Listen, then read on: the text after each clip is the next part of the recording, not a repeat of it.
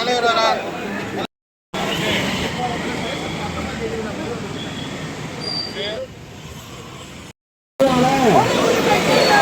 மக்களை கொள்ளும் மக்கள் விரோத சட்டத்தை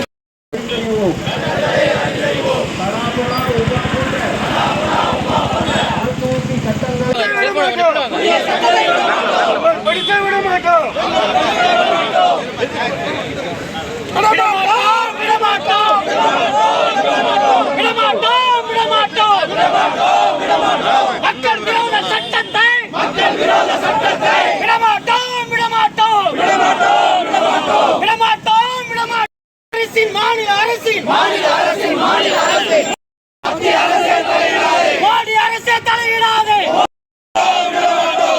விரோத சட்டத்தை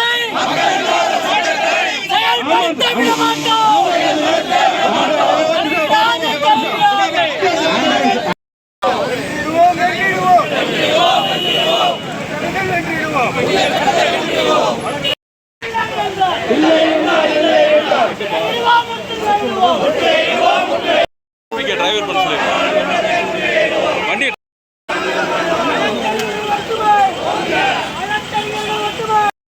மூன்றாவது நாள் இன்று மத்திய அரசு அலுவலகத்திற்கு முன்பாக கவன ஈர்ப்பு போராட்டம்.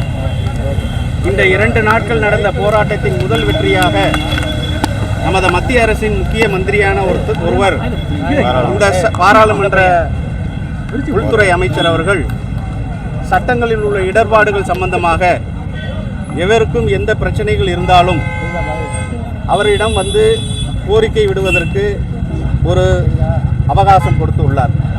இதுவே நமது மக்களின் முதல் வெற்றி. ஆக எந்த ஒரு புதிய சட்டத்திற்கும் யாரும் எதிரிகள் அல்ல. போஸ்கோ சட்டம் வந்தது, எதிர்ப்பு அல்ல. பெண்களுக்கு எதிரான குற்றத்திற்கு அனைத்து தரப்பு மக்களும் ஒத்துழைப்பு கொடுத்தார்கள். சட்டங்கள் இயற்றுவதில் நடைமுறை சிக்கல் ஏற்பட்டுள்ளது.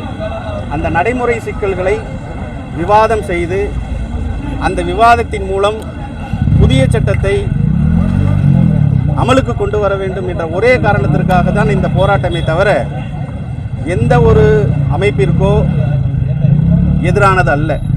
அடித்தட்டு மக்களின், பாமர மக்களின் நலனை கருதியே இந்த போராட்டம்.